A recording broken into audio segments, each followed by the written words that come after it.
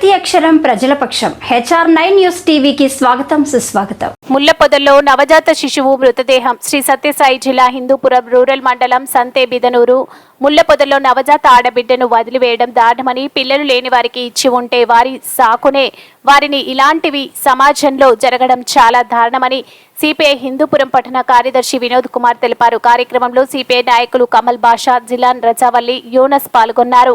శ్రీ సత్యసాయి జిల్లా హిందూపురం రూరల్ మండలం సంతేబిద్నూరు వద్ద ఈరోజు ఒక నవజాత శిశువుని కని కసాయి తల్లి ముళ్ళపొదల్లో వదిలేయడం చాలా బాధాకరమైనటువంటి విషయం.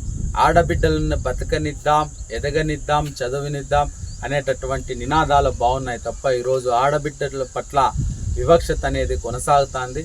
ఆడబిడ్డలు పడితే మురికి కాలువల్లోనో, చెత్త కుప్పల్లోనో, కంప చెట్లలోనో వదిలేసిపోతున్నటువంటి పరిస్థితి.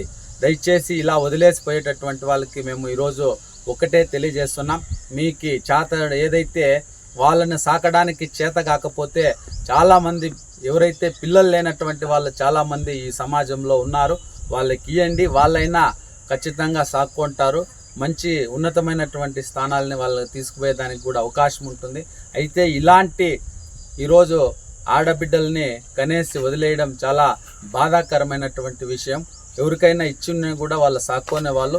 ఇలాంటి ఘటనలు జరగడం ఎక్కడ చూసినా ఈరోజు ఎప్పుడూ న్యూస్ పేపర్లో కానీ, టీవీలో కానీ మురికి కాలువల్లోనో, చెత్త కుప్పల్లోనే వదిలేసిన నవజాత శిశువులు అని చెప్పి న్యూస్ చూస్తున్నటువంటి పరిస్థితి.